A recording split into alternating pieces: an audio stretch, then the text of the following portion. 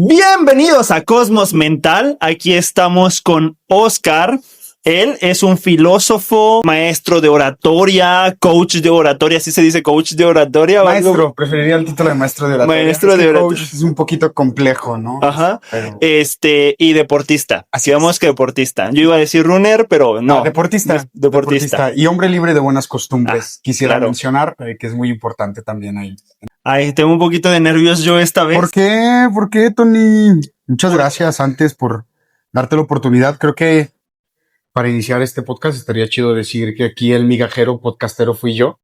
Porque primeramente veo que mi estimado hermano tiene una excelente visión en cuanto a las comunicaciones. Entonces, ver cómo estás levantando tu proyecto, ver cómo estás haciendo tu trabajo, pues me motiva y dije, ¿cómo no voy a estar yo ahí en ese cuadro y cómo no voy a ser de los primeros que voy a estar ahí? Entonces, échele. Vamos a empezar por el tema de la oratoria, porque sé que también eres juez de oratoria. Correcto. Ajá. ¿Cómo empezaste en esto de la oratoria? O sea, ¿cuándo leíste un libro, te metiste a un curso, leíste un poema? Bien, fíjate que yo creo que como todo en mi vida y en todo lo que he emprendido y todo lo que he venido realizando a lo largo de estos años, Tony, ha sucedido algo muy curioso. Me he topado con personas que son justamente ellas las que me acercan a estas habilidades que hasta la fecha tú has nombrado todas, ¿no? Maestro, filósofo, orador y deportista. Pues entre ellas vamos a mencionar a uno de mis maestros, el profesor Rodolfo, un viejito por ahí en la secundaria. Yo estaba en la secundaria técnica número 35. Siempre fui, y ya voy a ponerme nostálgico y dedón, pero ya de la secundaria pues sí ya es un ratito, y fui siempre un chavito muy inquieto y muy histriónico, quiero pensar yo, ni tan histriónico como para convertirme a lo mejor en un actor, porque sí era algo introvertido, pero sí muy histriónico para expresar mis ideas de una forma muy florida, vamos a decirlo, ¿no? Ese profesor Rodolfo notó eso y vio que tenía esa capacidad como de argumentar, de hablar. Y un día de la nada en su materia me dijo, oiga, ¿usted sabe qué es la oratoria?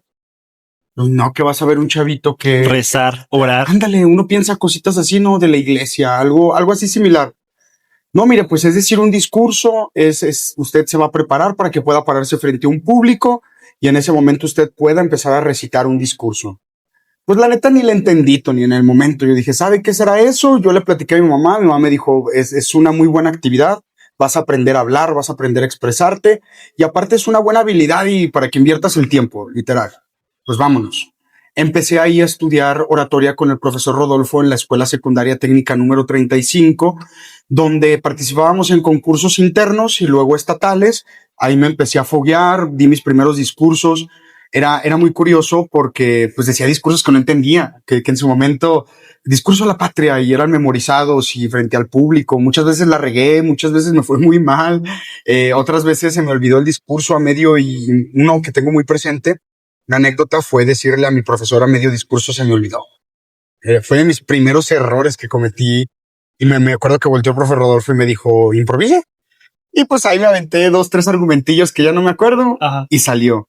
Y a partir de ahí, Tony, yo creo que fue algo que se quedó impregnado en mi personalidad, que después en Cecitea volvieron a retomarme sin yo decir nada, fíjate, sin yo comentar nada. Una maestra lo mismo me dijo, oiga, usted tiene facilidad de palabra, tiene la capacidad de expresarse muy bien. ¿Cómo ves si lo metemos a un programa que se llama Constrúyete, en el cual era de oratoria y eran los que concursaban en los festivales de arte y cultura? Pues sí, ya ahí un poquito más afiladito, ya nos fue muchísimo mejor.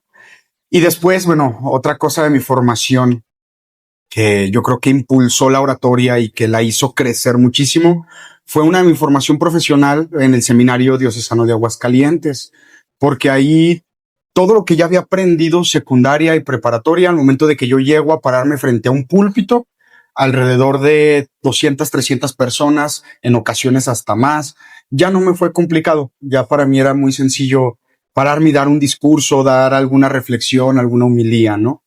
Y pues resulta que después caigo a una escuela de oratoria, Tony, sin querer.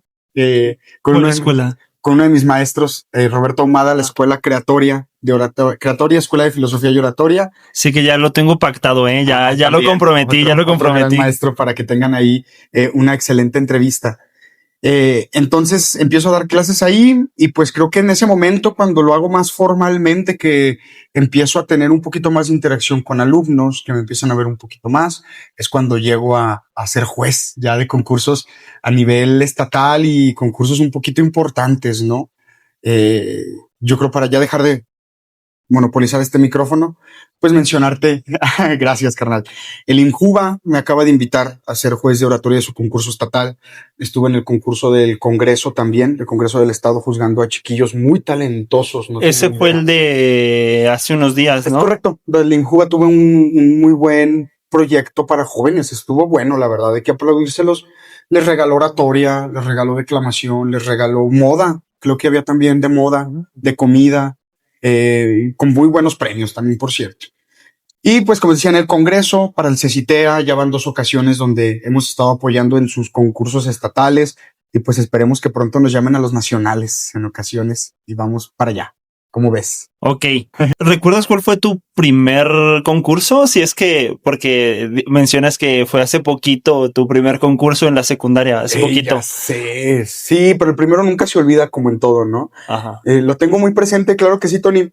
Fue en la secundaria, traía mi corbatita cafecita y era un discurso que era precisamente y muy ad hoc a estos tiempos a la patria.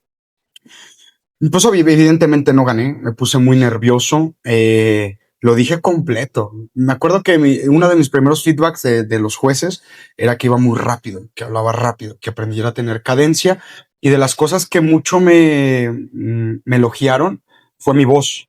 Entonces fue así de aprenda a controlar su voz porque tiene voz para la oratoria, para hacer discursos, sabe impostarla, sabe hacerlo, nada más tranquilo, relájese. Ya, yo creo que ese primerito fue como lo que me motivó a decir, pues no me fue tan mal, vamos a continuar. Y pues fue un buen concursito de oratoria. Antes, de hecho, creo que debí de haber empezado con esta pregunta. ¿Qué es la oratoria? En específico, ¿qué es la oratoria? Creo que no lo dijimos, ¿verdad? Sí, no Así lo como tal, dijimos. empezamos nada más diciendo lo que no era. Como buen filósofo, siempre los filósofos vamos a decir lo que no es para poder describir lo que sí es algo, ¿no? Ya dijimos que no es religioso, ni es de orar, ni tiene nada que ver como con esa parte de Diosito, ni así.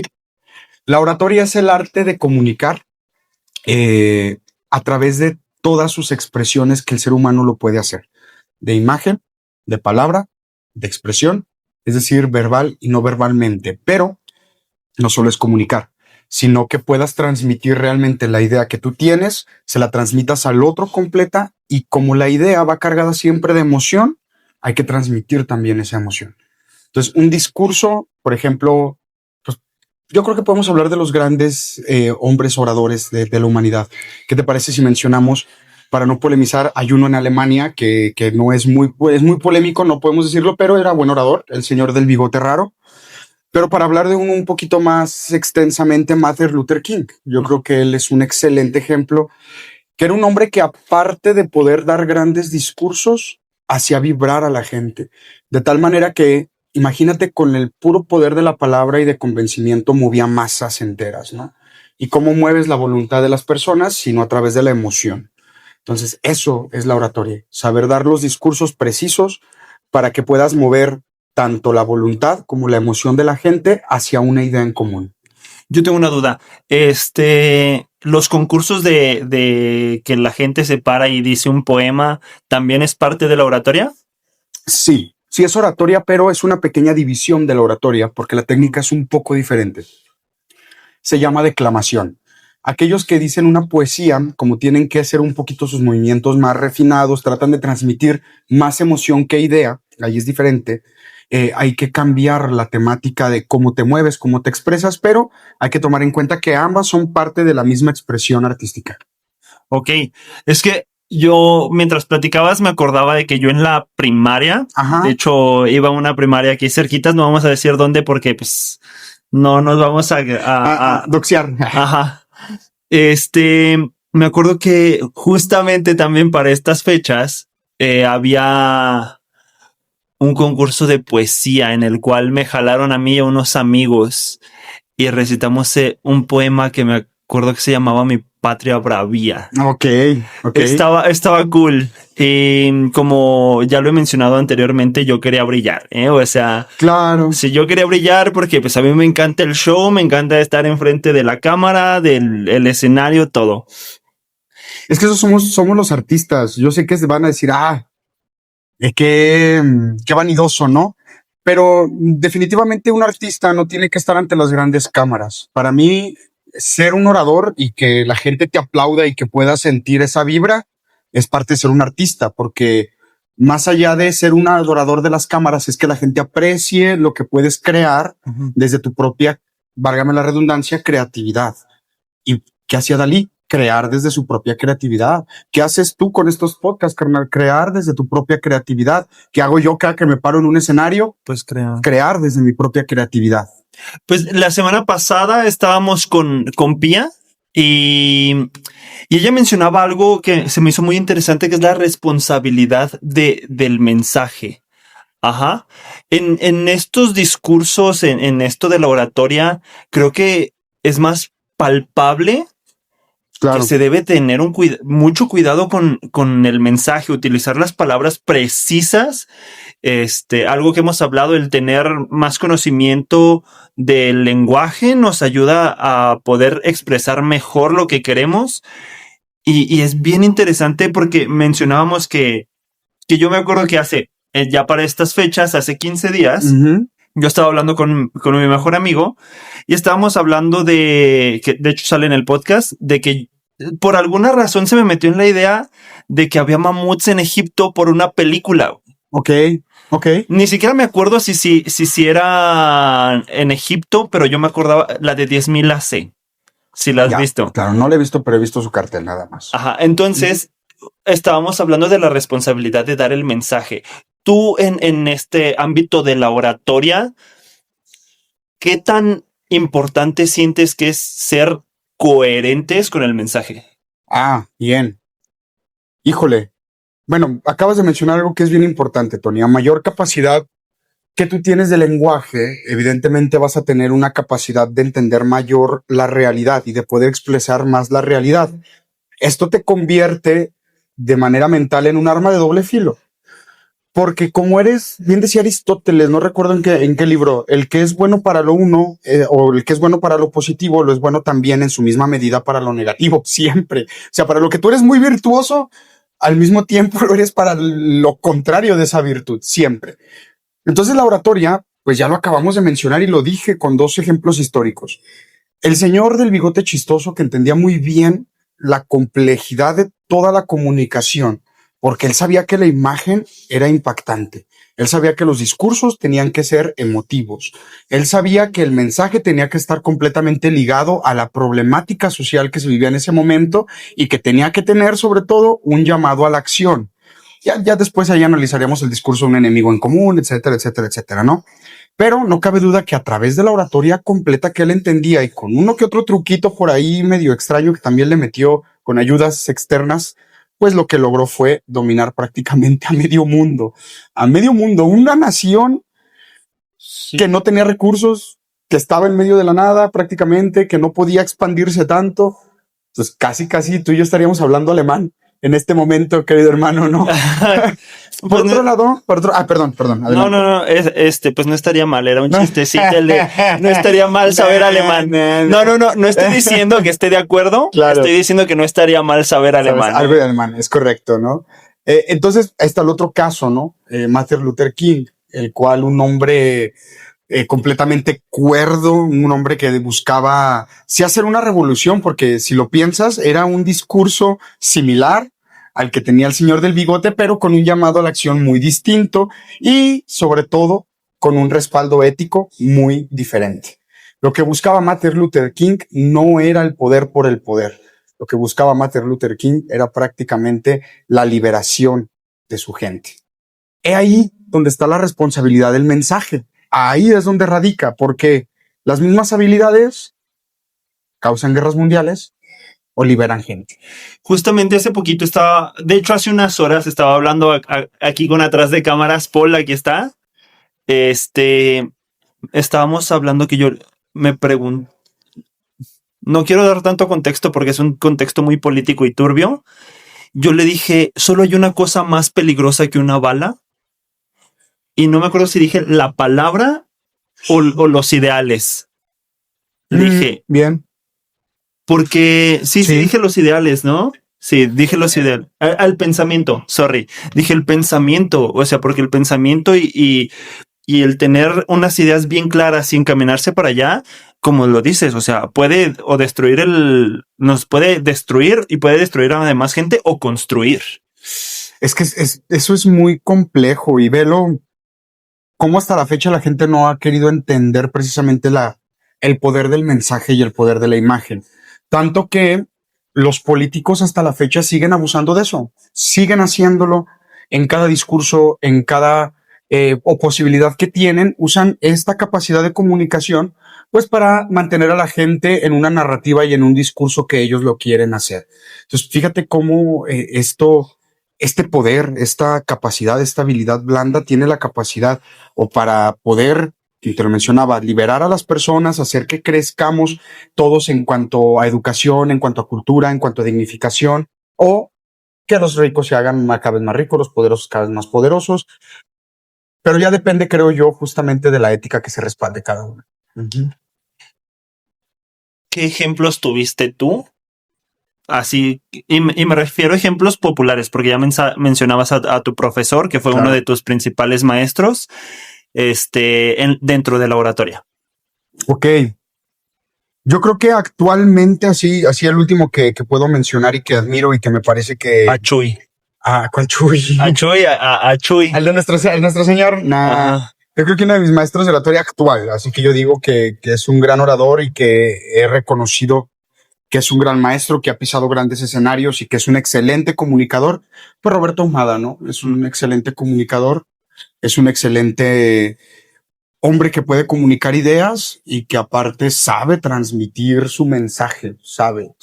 Sí, no, te entiendo. O sea, cada vez que lo escucho, tengo que prestar mucha atención porque me ha pasado que digo, bro, ¿qué estás diciendo? ¿Qué? Pero sí, quemamos eso que dices, ¿sí, no? Ajá. O sea, sí, tiene una gran capacidad de expresión, pero a pesar de que usa un lenguaje, como dices tú, muy excelso, muy... pues sí, excelso, pues es la única manera que se le puede llamar. Cuando hace un llamado a la acción, dice, sí, jalo, sí lo hago, sí quemamos Palacio Nacional, si usted dice, Master, ¿cómo no? Sí, jalo. Y ya de ahí, bueno, pues otros grandes oradores que yo puedo destacar y mencionar mucho, pues no sé, yo creo que la verdad uno de los que más me motivó y que van a decir, ¿a poco neta que sí? Pues fue Colosio, ese discurso que él dio en el Monumento a la Revolución, cuando dice, veo un México con hambre. Yo lo veía de niño y te lo juro que decía... La piel se te enchinaba. Sí, no sé por qué, a lo mejor no lo entendía mucho, pero me llamaba mucho la atención. Otro que también, pues hay que darle la gloria a quien la gloria merece, que me llamaba la atención cómo comunicaba, cómo se expresaba, cómo le llamaba la atención a la gente, es Juan Pablo II. Otro gran orador y comunicólogo desde su trinchera, que sabía usar la comunicación. Y pues, yo creo que esos dos oradores podría mencionar, que puedo seguir. Otro que me gusta mucho cómo hacía su oratoria y que también se me hace que es muy bueno para hablar es Jordan B. Peterson. La verdad, ese no. ¿Lo desconoces? Es un psicólogo, el cual escribió un libro que se llama 12 reglas para vivir. Aparte de esto, es una persona que iba a las universidades a hacer debates con los muchachos en Canadá, porque los que van a hacer debates en Estados Unidos ya vimos qué les pasa. No vayan a hacer debates en Estados Unidos. Sí, no. No vayan. Pero él en Canadá hacía estos debates y era un hombre que sabía comunicar sus ideas a pesar de que eran un poquito de derecha y conservadoras, pero era muy afable. Yo creo que esos tres oradores. Aquí tomando un poco el tema que, aprovechando que mencionas que Jordan Peterson iba a las universidades, eres maestro de universidad. Sí, también. Ajá. También catedrático. Sé que suena un poquito extravagante y ya investigué realmente lo que es catedrático. Me queda grande todavía el nombre, pero así les dicen. Es que el catedrático está canijo, es el que da una cátedra, el que ya da una expertise de algo. Y no me siento una expertise. Entonces, maestro de universidad, tiene razón. Ok. Maestro de universidad. Tú como maestro de universidad, ¿cómo ves a tus alumnos? ¿Cómo ves en cuestión social? ¿Sí ves que llegan preparados o ves que vamos en decadencia? Ay, a ver, la educación ya cambió. Hay que tomar primeramente eso en cuenta. Ya los chicos que están ahorita entrando precisamente a estudiar su licenciatura, yo veo que traen otros intereses muy diferentes a los que teníamos en su momento, los que entramos a estudiar una carrera universitaria de manera tradicional. Ellos ya conciben la forma de producir y de meterse al campo laboral muy diferente. Ellos ya conciben la tecnología, ya ven otras posibilidades y otros campos, pero yo creo que si lo vemos de forma académica, sí hay una parte que se está perdiendo. Traen unas habilidades tremendas en cosas como poder, en cosas como tecnología. Creo que ya están más avanzados en comunicación que lo que estaban antes. Ya a los chicos no les da miedo estar frente a una cámara, cuando antes era complicado que alguien se pusiera. No, ya se desenvuelven, hablan mejor. Pues es que se la pasan todo el tiempo frente a una Es cámara. correcto, tienen ya otra concepción de la vida inclusive, ¿no? Creo que la pandemia inclusive los hizo entender otra forma de poder trabajar, de poder estudiar, de poder hacer las cosas y de aprender. Entonces aquí es donde creo que no es tanto responsabilidad del alumno, Tony. No es que vengan mejor o peor. Cada una de sus épocas donde el maestro ha tenido que hacer su trabajo, ha tenido que aprender a adaptarse a esas circunstancias en ese momento. Porque a lo mejor en tiempos de la revolución decían, ay, no, pues la educación está bien cabrona porque nomás se quieren ir a la guerra. Pues sí, el maestro tenía que estar ahí a hacer su labor educativa. Ahora, en este tiempo, lo que más bien pensaría yo que está es que el profesor universitario o el de cualquier nivel académico quiera seguir con el método tradicional, quiera seguir enseñando de la misma forma a chicos que ya lo rebasaron por 2 o 3 generaciones. Yo tengo una pregunta conforme a eso. Perdón, creo que el que está mal no es el alumno, el que está mal es el docente que no se ha querido actualizar, porque alumno siempre va a haber. Entonces se ocupa que el alumno, que el docente se prepare para eso nuevo. No hay malos alumnos, creo que hay malos profesores. Ok. Tomando eso que estás mencionando, he escuchado y he visto en redes sociales que hay universidades o escuelas que ya están buscando regresar a lo básico, que es papel y lápiz. Yeah. ¿Por qué? Por las mismas cuestiones de pues, retención, atención, cosas por el estilo. O sea, he visto que socialmente, no solo en cuestiones académicas, pero pues ahorita me estoy enfocando en cuestiones académicas, estamos regresando a lo básico. ¿Qué opinas de eso? No sé, no estoy muy de acuerdo. Es como tratar de decirles a los chicos que vuelvan otra vez a aprender taquimecanografía. ¿Para qué? Ya puedo poner a ChatGPT a que me grabe esta conversación entera, completita. ¿Ya para qué quiero una persona aquí que pueda hacer taquimecanografía? Ajá. ¿Para qué lo necesito? Ya no. Si vamos avanzando en tecnología, es súbete a la ola, métete a la ola, aprende como herramientas para esto. ¿Y a qué me refiero? ¿Que volver a lápiz y papel sea malo? No. Pero ya hay nuevas tecnologías y nuevas formas de ir educando y que debe de empezar por mí, ser el facilitador para que el chico que está de aquel lado entienda que es una herramienta, enseñarle cómo se usa y que se haga experto en esa herramienta. Es que creo que todo viene desde que justamente ya estamos tan acostumbrados a dictarle a ChatGPT o cosas por el estilo que ya hasta no has, bueno, yo no me tocó la verdad, Claro. pero las juventudes de ahora ya ni hacen sus trabajos, o sea, se los hace ChatGPT. Sí. Ajá. Ahí es donde entra el buen profesor. Ahí es donde tiene el buen profesor que decirles, muchachos, no voy a ser mi profe de secundaria, que cuando yo ya tenía Google en mi casa me decía, tienen que ir a una biblioteca a estudiar. No, manche, don. Aquí en 3 segunditos le saco 50,000 artículos que voy a ir a encontrar en los libros. Y miren que soy filósofo, amo los libros. Pero hay que entender que el alumno no va a tener las mismas pasiones que tú. No va a ser igual que tú, docente. El alumno va a buscar su propia manera de aprender y sus propias maneras de resolver los problemas que tú le dejes. Y si para él la manera de resolver el problema, que en tu forma tradicional es que el chico va a aprender haciendo un ensayo, te engañó. Ya te engañó. Él ya le va a decir a ChatGPT, házmelo y hazlo a mi estilo y hazlo a la forma que yo sé. ¿Cuál es entonces el deber del maestro? Enseñarle al alumno que sea solo su herramienta, que le dé solamente la capacidad a lo mejor para enumerarle, para ser esquemático, para darle ideas, para crearlas, pero no se le olvide, estimado alumno, que el trabajo es suyo. De aquí toma y usted crea, de acá agarra material y usted acá hace. Es ahí creo que es donde entra el profesor. Ahora, si los muchachos ya te hacen tonto con un ensayo, pues trasciende los ensayos. ¿Y qué sería volver a lo básico? Expóngame. Eso sí lo va a tener que hacer toda su vida, estimado alumno, ¿eh?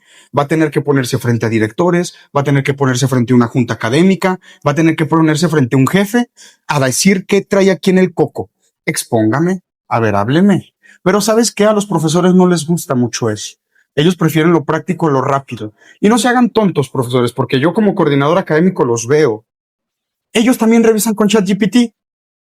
¿Cómo? Entonces, ¿a qué estamos jugando? ¿A que ellos hacen la tarea y a que tú les revisas? Entonces, ¿cómo? No, y aparte, renuévese o muera, como decía el buen Darwin. Aparte, ChatGPT no es una fuente fiable, ¿eh? O sea, para nada. O sea, yo le he torcido cosillas que he dicho, yo sé que esto es mentira, y ya luego me pongo a revisar pues artículos y digo, ¿me mentiste, ChatGPT? ¿Por qué? ¿Te fijas que tú estás haciendo tu chamba? Estás sabiendo usar ChatGPT para entender que es una herramienta de investigación, pero que no suple tu pensamiento crítico. No lo suple, es leo, me doy cuenta qué es lo que me está diciendo, me cercioro por mi parte. Pero Tony, dime tú si no te ha facilitado la vida en cuanto a escritura, en cuanto a darle orden a tus ideas, en cuanto a esquematizar, en cuanto a generar inclusive ideas que tú decías, bueno, traigo estas dos, ¿cómo las uno? Pras, listo. Como una tercera pensamiento que te ayuda a estructurar el propio. Sí, no, o sea, tengo ChatGPT Pro y la verdad, verbalmente pivoteo mis ideas con ChatGPT, o sea, ¿sabes qué? Tengo una idea de este video que quiero hacer, pero no me siento como con la información completa. Y le digo, por ejemplo, quiero subir un video sobre el disco El Madrileño de C. Tangana, que a mí se me hace una chulada de disco. Arte puro. Le digo, ChatGPT, yo sé esto de este disco, ¿qué opinas? Bla. Claro, continúa, querido hermano, te escucho. Pues pivoteándolo y le digo, ¿qué onda? Juguito de niño bien. Salud. A huevo. Salud detrás de las cámaras. Salud. Le pivoteo, Sí, digo, claro. oye, tengo esta idea, quiero hacer esto, ¿qué información me falta? ¿Es cierto lo que tengo en mi mente o realmente lo estoy? Y ya si hay algo que no me cuadra en su discurso, digo, a ver, dame tus fuentes. Ajá, claro. Y ya de ahí busco. Ese es el buen uso que se le puede dar a ChatGPT. Algo que te ayude a estructurar tus ideas, que te ayude a unir ideas, que puedas sacar conceptos, pero siempre teniendo en cuenta que tu pensamiento y tu pensamiento crítico es el que debe de dirigir justamente esa conversación, no al revés. No que Chat te enseñe a ti y te diga qué es la verdad y cómo es la verdad. He ahí el error. A ver, yo como docente, porque ya les dije, aparte de orador, maestro, soy coordinador de academia en un bachillerato. Entonces, imagínense el trabajo que tengo que hacer, de verdad, en cuanto a papeleo, organización, equivalencias, estar revisando correos. La inteligencia artificial me facilita la vida como no tienes una idea. Para filtrar correos, para crear correos, para analizar listas, para revisar algunas cosas en cuanto a cartas que me mandan grandes, que ya me las dé más resumidas, hacer respuestas, esas cosas que mejor mi mente no necesita ocuparse, que las haga una inteligencia artificial. Mientras tanto, ¿qué me ocupo yo a hacer? De crear clases creativas. Eso sí, chat, tengo este alumnado, tengo con este contexto, me pasa esto, necesito esto, ¿qué podemos hacer? Tras. Creo que esta puede funcionar si la aplico y la mejoro y la hago así. Y funciona, pero siempre siendo tú el que dirija la herramienta. Sí, claro, yo estoy muy de acuerdo contigo y creo que es algo que converge en nuestras conversaciones, que somos muy pro pensamiento crítico. Claro. O sea, sí, o sea, pensamiento crítico siempre. De hecho, mi hermana me dice mucho que cuando yo siento que la gente no tiene pensamiento crítico, nada más las juzgo así. Y mi hermana me dice, oye, es que te ves bien ojete. Bien juzgón. Ajá, o sea, me dice, o sea, sí sí me ha pasado mucho que cuando siento que la gente no tiene pensamiento crítico, sí es como ¿Qué está de, pasando? Mira, ¿qué está pasando? O sea, yo creo que como pensamiento crítico ahí les va un dulcito de un filósofo que apunta hacia el futuro y que se supone que entiende el pasado para ver cómo la historia se va desarrollando. Todos aquellos que en su momento no aceptaron una de las transformaciones y revoluciones industriales que hizo el ser humano, pues simplemente se quedó en la pobreza, simplemente se quedó en la miseria, se quedó como los esclavos de la humanidad, y no por decirlo de manera despectiva, porque inclusive así se llama la dialéctica materialista, la cual es en la que yo estudio y me apego más. Y entonces el mensaje es: aprendan a manejar la inteligencia artificial, aprendan a usarla como una herramienta, háganse expertos en ella, traten de aprender lo más que puedan de ellas, y eso también se los digo como un postulante a maestría de inteligencia artificial, ¿no? De ética en la inteligencia artificial. Ya no hay vuelta atrás, ya no hay profesores, ya es como decirles ahorita a los muchachos: no traigan celular, ya saben sí, que no no. se puede, que es imposible, que ya es parte de su personalidad, inclusive es parte de su personalidad siendo críticos. Entonces, mejor, estimados dinosaurios de la educación, que ya son los más grandes, que esperamos pronto que abandonen esta tierra para revolucionar la educación, que aprendan a usar ChatGPT y todas las herramientas que tienen a su alcance. Eso en cuanto a educación. Este, yo tengo una idea general, pero quiero preguntarte para la gente que no sepa, ¿qué es la, ay, ¿cómo dijiste? La filosofía dialéctica materialista. Materialismo dialéctico. Ajá, materialismo dialéctico. Bien. Es la corriente filosófica que creo yo, y digo creo porque la filosofía no tiene absolutos, no puede decir así es la realidad absoluta, no. Pero creo yo que explica mejor la realidad, la historia y el mundo. El materialismo histórico postula que primero existimos, primero estamos en un lugar y después somos. Esto quiere decir que las condiciones materiales en las que tú vas a crecer, en las que te vas a desarrollar, van a condicionar directamente en quién llegues a ser. Esto, primeramente, en mi padre Marx, que Dios lo tenga en su santa gloria, él decía eso, ¿no? Las condiciones materiales definen lo que el hombre al final se hace, y siempre está esta dialéctica, esta constante lucha. Luego también lo dijo Sartre, ¿no? Que cuando dijo somos lo que los demás hicieron de nosotros. Eso es lo que somos, el resultado. Ya después agregó ahí otra partecita que nosotros somos lo que hicieron de nosotros. En fin. Pero no cabe duda, Tony, que en el medio en el que tú crezcas, los padres que tengas, la comida que comas, la educación que recibas, las personas con las que te juntes, los maestros con que te relaciones, van a determinar. Yo sé que hay muchos filósofos, y ven esto, van a decir, ¿qué? ¿El determinismo? Pero sí, van a, en mayor o menor medida, determinar en quién te conviertes en un futuro. Y eso es el materialismo histórico, perdón, dialéctico es otro. Ok. El histórico, el dialéctico, habla de que justamente como el materialismo es lo que impulsa la sociedad, se divide en dos clases sociales distintas, de ahí la dialéctica, unos que son los burgueses y otros que son los proletarios. Y dice que este materialismo siempre está en constante choque, y este choque crea la evolución, hace que la historia vaya avanzando. La dialéctica hegeliana, pues, es una tesis, la cual se postula como el cantus firmus de la historia, que en este caso siempre han sido los burgueses, y la otra fuerza histórica, que es la que siempre se contrapone a esta primordial, y el choque de la tesis contra la antítesis, que saca una síntesis. Y esta síntesis es la nueva revolución de la historia, que al final empieza otra vez. Y todas las revoluciones históricas se han dado así, en lucha de clases, ¿no? Siempre. Edad Media, religión contra esclavos. Luego llegó el Renacimiento, la lucha por los poderes, y siempre esta dialéctica ha estado ahí presente. Hace rato mencionabas que pues influye mucho la gente con la que te rodeas. Yo quiero mencionar que yo empecé a leer aproximadamente hace como un año y medio, y aprox es más o menos el tiempo en el que nos conocimos. Yo creo que influye muchísimo. Vas a ser el promedio de las 10 personas con las que frecuentas. Eso te lo aseguro completamente.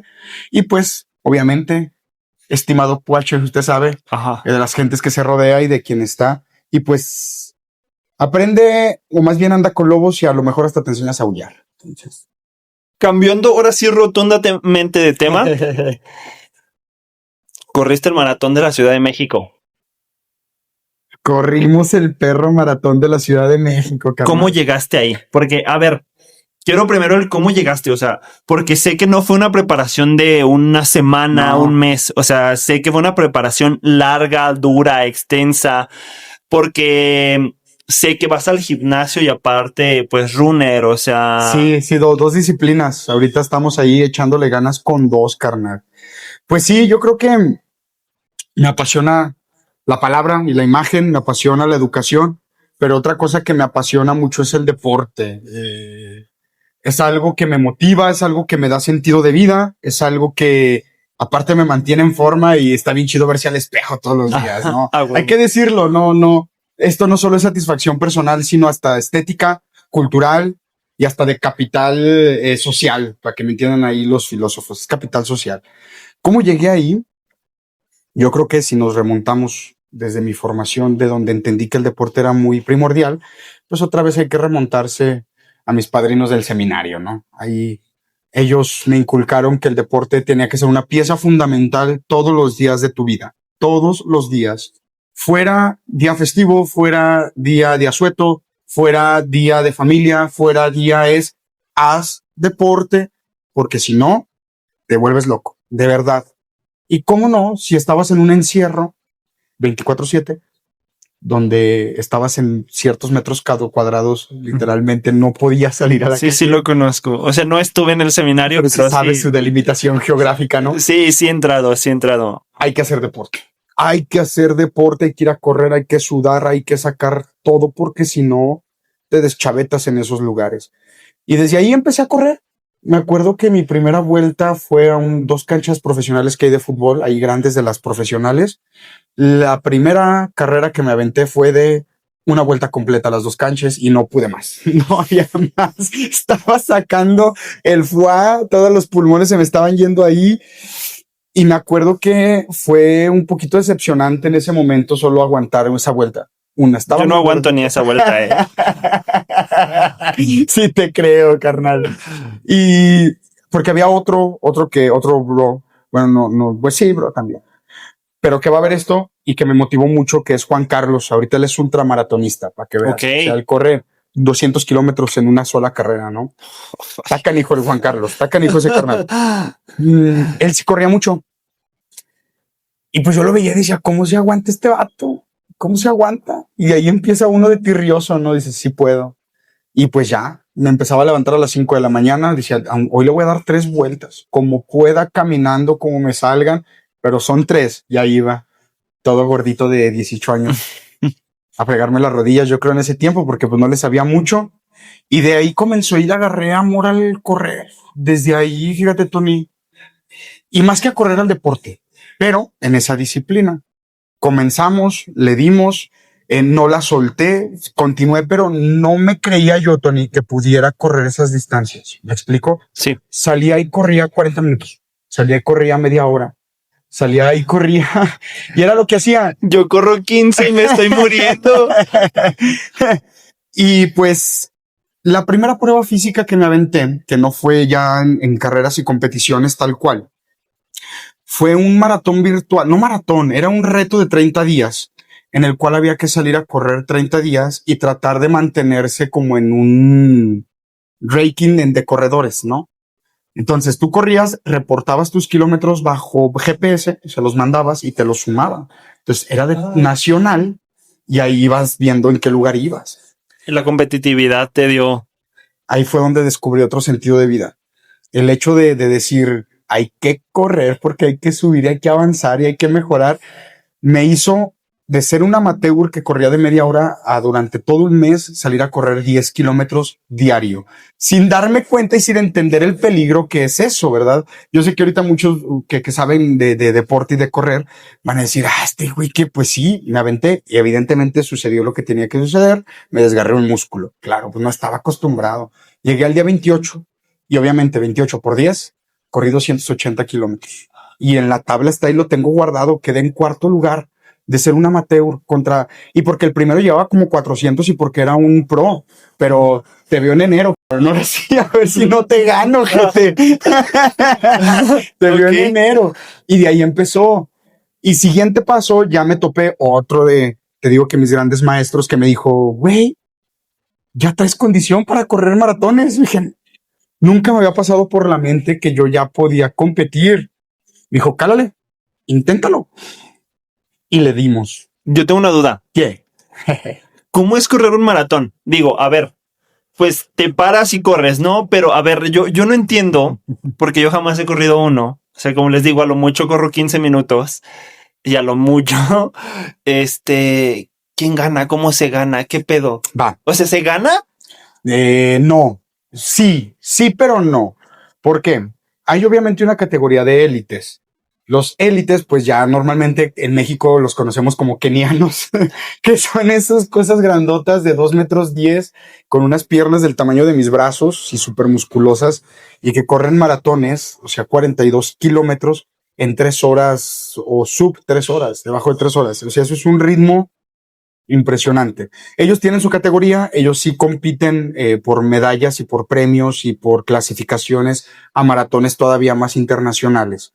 Pero eso es los corredores somos el 1% de la población, pues los élites es el 0.0025% de ese 1%. O sea, es un puñadito. Y ya entre ellos hacen sus competencias atléticas internacionales y donde vemos inclusive, o a lo mejor yo veo mucho porque me sale mucho en mis historias y en mi TikTok. Sí, a mí no me sale nada de eso. Sí, claro, pues a lo mejor porque yo veo mucho ese show. Pero que compiten y hace poquito se rompió el récord de un maratón en 2 horas 50 minutos. Está. Sí.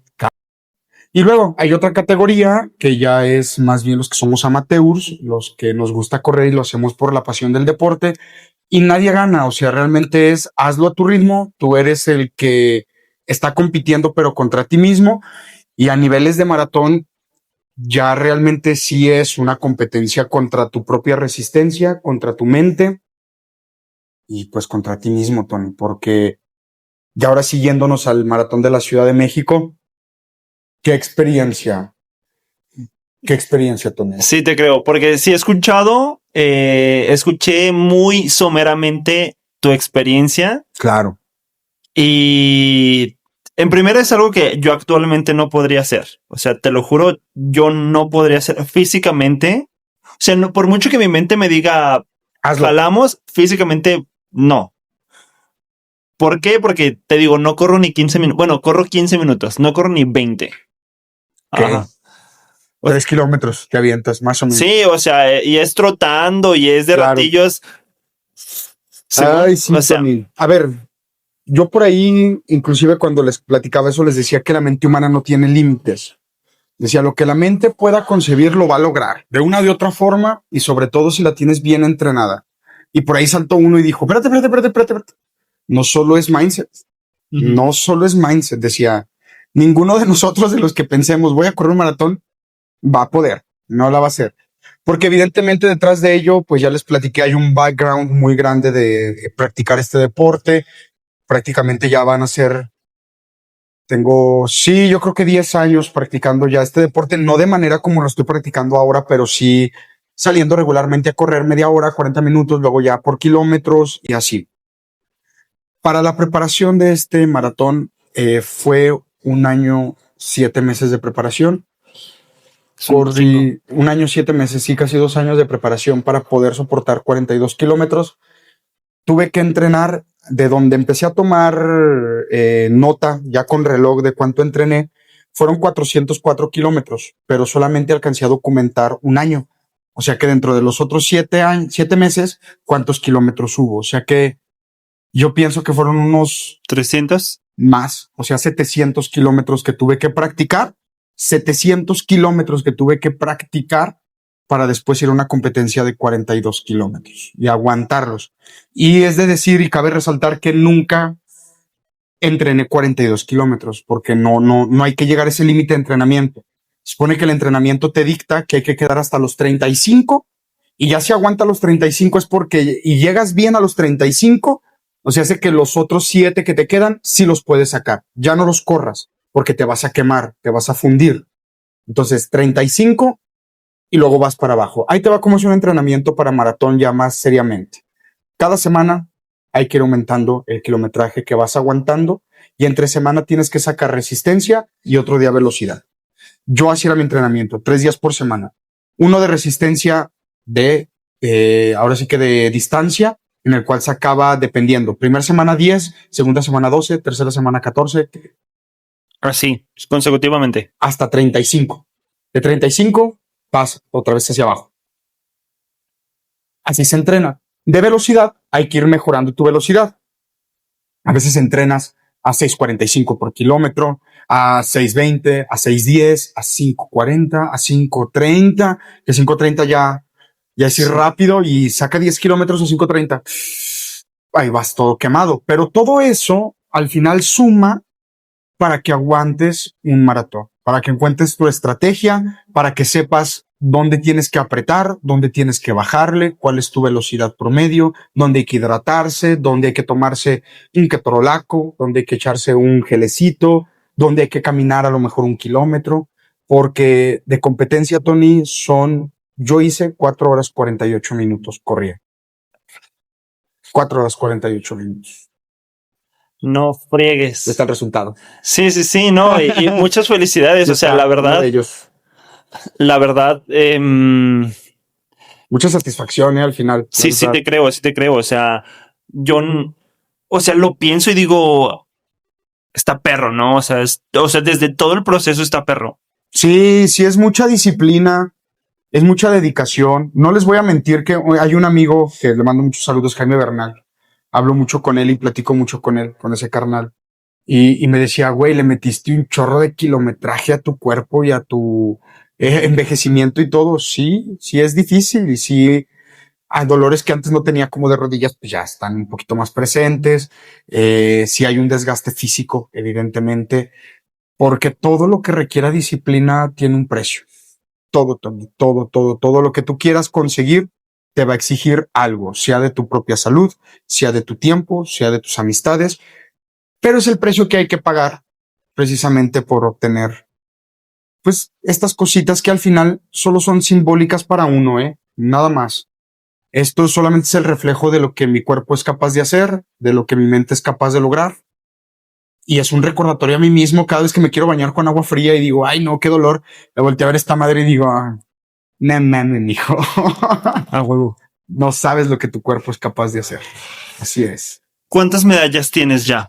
Mira, es que ha sido de un tiempo para acá, Tony, tú me has visto y me he querido comer el mundo entero y completito y con todo y sus migajas, ¿no? Hemos estado en nuestros, cada quien en su rubro, pero sí, claro, tratando de comerse al mundo, ¿no?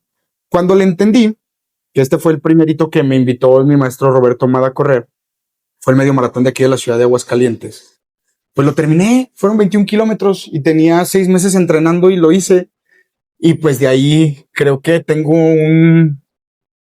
¿cómo se le puede decir? Tengo un shipeo con la competitividad. Ya. Me encanta la competitividad, me encanta tratar de, lo veo en cada entrenamiento siempre.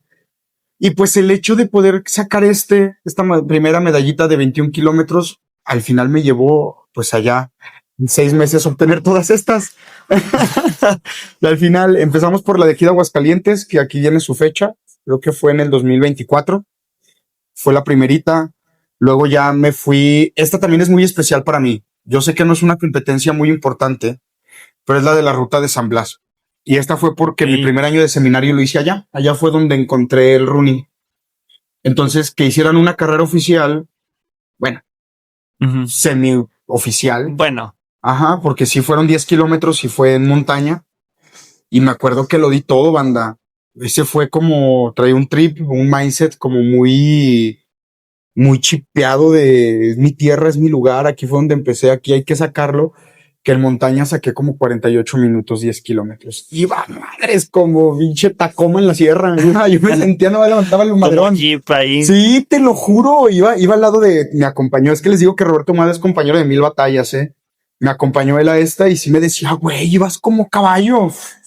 lo sacamos rapidísimo, de veras.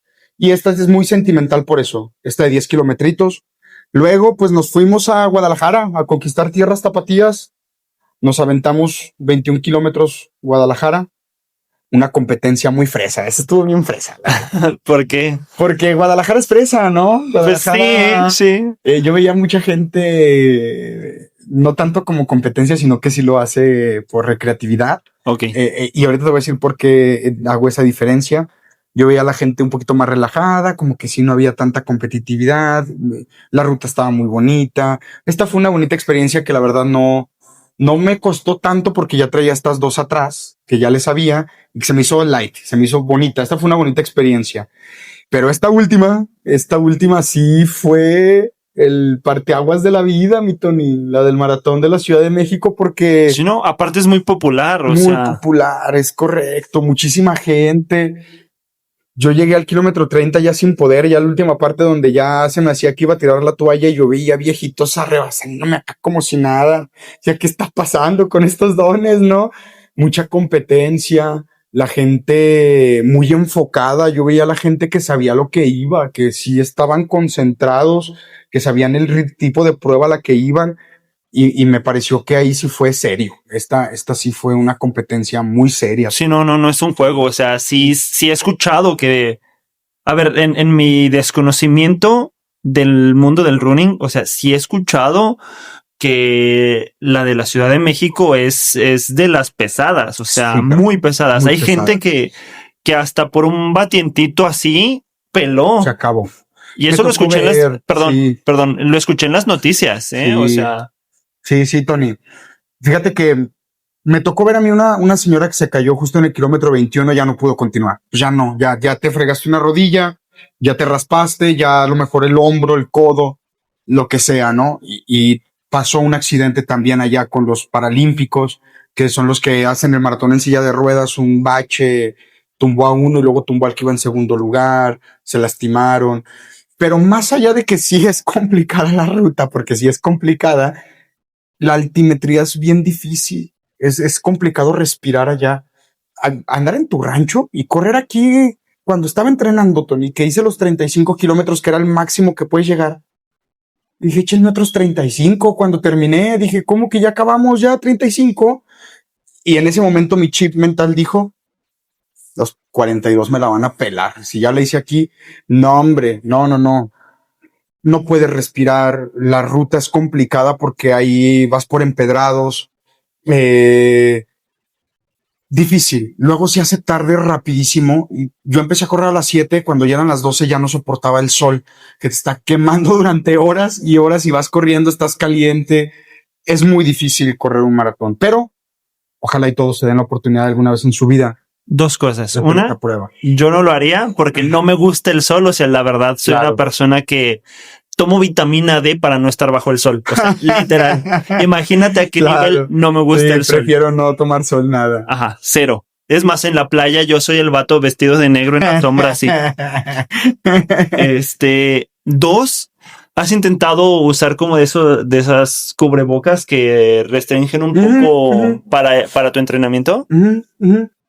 Sí los he usado. La verdad es que no practico mucho con eso para entrenar, pero sí los he visto. Y hace prácticamente el mismo efecto con un cubrebocas. El chiste es restringir un poquito la entrada de aire, y es complicado, sí es pesado. Sí, te creo. Mira, yo creo que por el momento terminamos. Muy bien. Porque creo que ya llevamos como 1 hora. Bien, y nos faltó mucho por hablar. Sí, sí hay mucho. Hay bastantito y pues te agradezco mucho, Tony, que me hayas invitado. Ojalá ahí existe una segunda parte porque todavía les puedo hablar de filosofía, todavía les puedo hablar mucho sobre mi cosmovisión de la vida, sobre cómo comprendo y cómo me ha llevado, porque, a ver, no solo ha sido entrenar, gente, el poder lograr, creo yo, y no quiero sonar vanidoso, pero esta es la realidad, donde me he posicionado, donde he estado, los escenarios que he tocado, lo que he podido hacer, no es simplemente una casualidad. Creo que hay mucho mindset, hay mucha filosofía, hay una cosmovisión de vida, y esa me la ha otorgado mi novia Sofía, mi novia, el amor de mi vida, que nunca la olvidaré y nunca la dejaré de lado, que es la filosofía. Hablando de la filosofía, yo creo que me gustaría cerrar con esta pregunta. Si es que da para algo. para ti qué es ser un estoico hedonista? Ah, Porque es algo que chascarreamos mucho, ¿eh? claro. Y hemos platicado de que no sé. No, imposible. No hay, no se puede. De hecho, he ahí por qué se llama así, porque me encanta que los académicos de volada respinguen, ¿no? Que los que se creen filósofos de volada digan, no, ¿cómo puede ser un estoico y un hedonista al mismo tiempo? Pues sí, ojetes, esa es la vida, ser un estoico y ser un hedonista al mismo tiempo, porque la vida no solamente es seguir la naturaleza, la vida también es caos, y la vida también es desorden, y la vida también es pasión, no todo es resignación ante la vida, también en ocasiones hay que decir vida chingada, se va a hacer como yo quiero, y se va a hacer como mi pasión lo diga, y ya te da 2 madrazos el universo y te regresas y dices, ay, sí, pues sí, sí es cierto, sí hay que ser estoico y no hay que moverle tanto y luego regresas otra vez y eso es un verdadero filósofo. Eso era Nietzsche, eso era Kant, eso era Schopenhauer. Los mismos estoicos. Los mismos estoicos, por eso eran estoicos porque estaban locos. He platicado con Aldo, pues sí, bueno, la gente no lo conoce, pero ajá, con Aldo.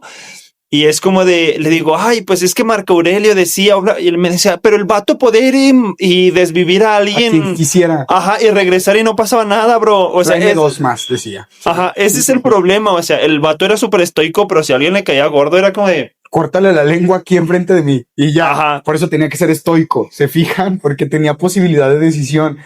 Pero no desechamos jamás una de las partes de la vida, que es el orden. Y hay que saber tener orden, pero también la otra indudable que es el caos. Y hay que saber dónde poner caos en la vida. Y pues esto lo dijo Nietzsche, ¿no? Hay que ser apolíneos y hay que ser dionisiacos al mismo tiempo. Y hay que aprender a combinar estas fuerzas de la vida. Y pues eso me ha hecho a mí decir que soy un estoico, porque me gusta aprender y entender de lo que la vida me quiere enseñar y vivir conforme a la naturaleza, pero soy un hedonista porque me mama desbordarme de pasión en lo que me gusta. Y yo soy de la idea de que encontraste lo que te apasiona, hazlo hasta que te mueras, porque ya lo encontraste. Ya huevo. estás ahí. Muchísimas gracias. Ya ven Oscar. que soy orador, ¿ya vieron? Pues le vamos a dar muchísimas gracias a Café Día Libre, que siempre Salud. Ajá, que siempre nos abre sus puertas. Muchísimas gracias, Oscar, por estar aquí. Yo creo que sí se va a armar una segunda parte. Bueno, con todo gusto. ¿Tus redes? Claro, por favor síganme, me gusta mucho la comunicación. Estoy por ahí, sobre todo en Instagram. Facebook ya lo dejé morir. Creo que ya Facebook ya murió, ¿verdad? ¿Tú crees de redes ya? Pues ya es de señores. Sí, ¿verdad? O bueno, somos señores, pero... Ahí es por Piolín. Buscamos la chaviza. Síganme en Instagram. Es la única que tengo ahorita más o menos movida. Es Oscar Balva 51. Todo pegado. Oscar Balva 51. Yo en redes soy el-Carlos-Tony. Muchísimas gracias por ver esto. Recomiéndenos. Nunca digo que nos recomienden, pero sí me gustaría dedicarme más a esto. Entonces, sí, recomiéndenos, síganos y muchísimas gracias. Hasta luego. Adiós.